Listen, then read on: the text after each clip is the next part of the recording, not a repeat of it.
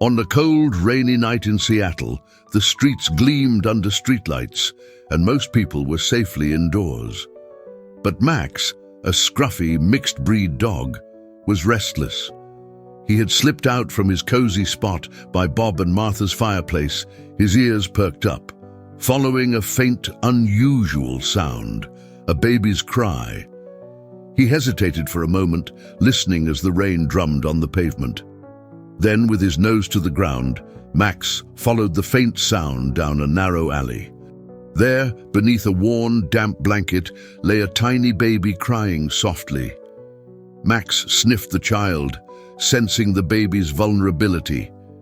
Instinctively, he carefully grasped the blanket with his mouth, lifting the child as gently as he could. With quiet determination, he began the journey toward the nearby hospital. The rain soaked his fur, but Max trotted on, determined and focused. When he reached the hospital entrance, the staff and patients inside were unaware of the unusual visitor until a nurse caught sight of him. She stared, eyes widening as Max gently placed the baby on the doormat and stepped back, as if saying, "Your turn now." Dr. Emily Brooks, a compassionate pediatrician, was among the first to react. She rushed outside, barely believing her eyes as she scooped up the baby. Her hands, covered in latex gloves, trembled slightly as she checked the child's condition. Despite the cold and rain, the baby seemed unharmed. Emily looked back at Max, who watched her with an alert, calm expression. Inside, the baby was whisked away to the pediatric unit. Meanwhile, Max sat patiently by the entrance, eyes fixed on the doors. Hospital staff whispered and pointed, marveling at the loyal dog who seemed to have saved a life. The security guard tried to shoo him away, but Max wouldn't budge, his gaze unwavering. After the baby was safely settled, Dr. Emily returned to find Max still waiting. She approached him slowly, reaching out a hand. Max sniffed her fingers and nudged her palm gently, as if to show he trusted her with his precious cargo. Moved by his loyalty, Emily decided to let him stay and fetched a blanket for him. She couldn't explain it, but something about this dog's presence felt comforting, almost protective. Throughout the night, Emily monitored the baby's health.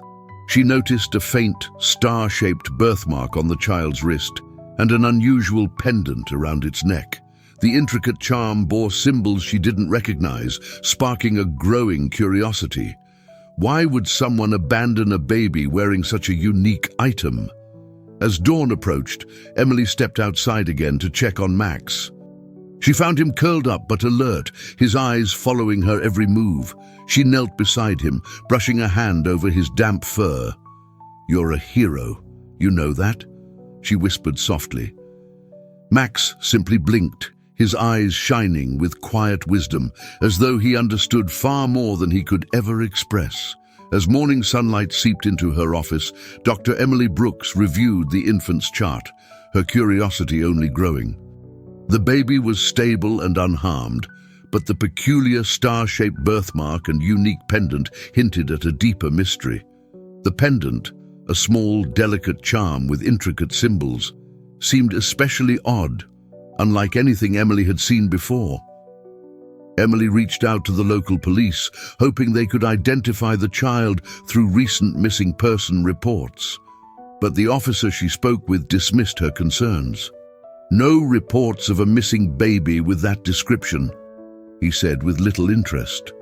Disappointed yet undeterred, Emily realized she'd have to dig deeper on her own. Back in the pediatric wing, Max, the loyal stray who had delivered the baby, sat watchfully by the crib. The hospital staff had come to embrace him, impressed by his dedication.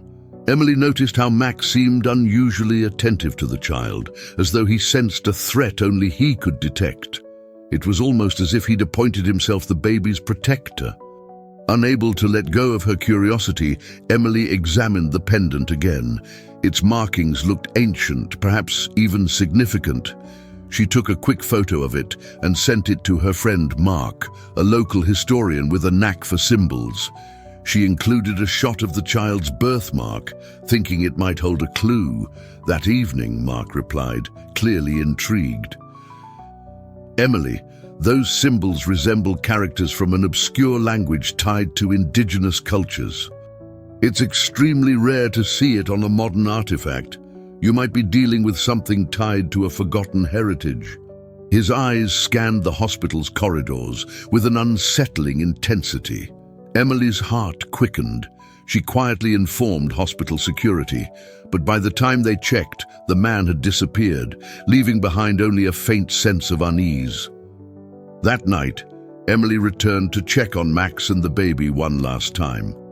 Max lay curled up near the crib, his gaze fixed on the infant with an almost parental intensity.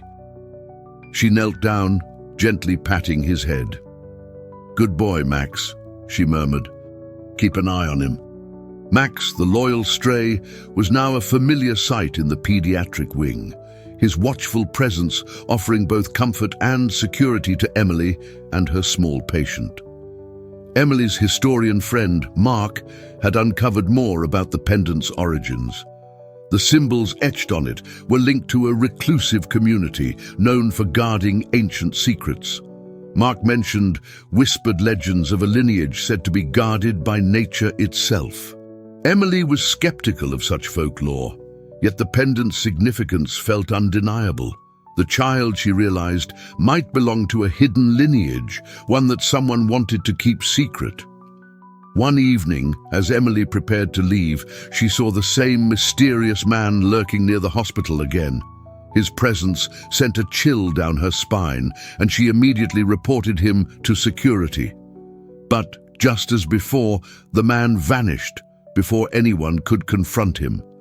Frustrated and alarmed, Emily decided she couldn't ignore the mounting sense of danger any longer. She called the local detective, Samuel Hayes, who took an immediate interest in the case after hearing about the unusual circumstances. Samuel joined Emily the next morning to review hospital security footage. The recordings confirmed her suspicions. The man had been watching the pediatric wing, his gaze fixed on the baby's room. Convinced that this was more than a coincidence, Samuel decided to assign protection to Emily and the child. That night, Max became unusually restless, pacing around the crib and growling softly. Emily sensed his unease and knew that something was wrong. She stayed by the baby's side, feeling a responsibility to protect this child that went beyond her medical duty. Suddenly, a faint sound echoed from the hallway, the creak of a door opening.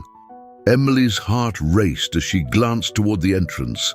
Standing there was the same man, his eyes cold and calculating. Without thinking, Emily positioned herself between him and the crib, ready to defend the baby at all costs.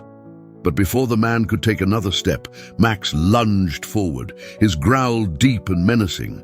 The man hesitated, clearly intimidated by the loyal dog's fierce stance. In that tense moment, Samuel burst into the room with hospital security close behind, apprehending the intruder. The man, now subdued, muttered cryptic warnings about forces beyond their understanding, but he offered no explanations. As police led the man away, Emily breathed a sigh of relief, her hands shaking from the ordeal. Max, her steadfast companion, returned to her side, nudging her hand as if to say, "We did it." She knelt down, hugging him with gratitude and awe, knowing she could never have protected the baby without him. In the days that followed, Samuel helped Emily track down a relative of the baby, an elderly woman from a remote town who confirmed the baby's unique heritage. She thanked Emily and Max, explaining that the child's lineage was believed to be protected by nature, an old legend that now felt almost real. As Emily watched the child leave with his family, Max by her side, she knew this story would stay with her forever.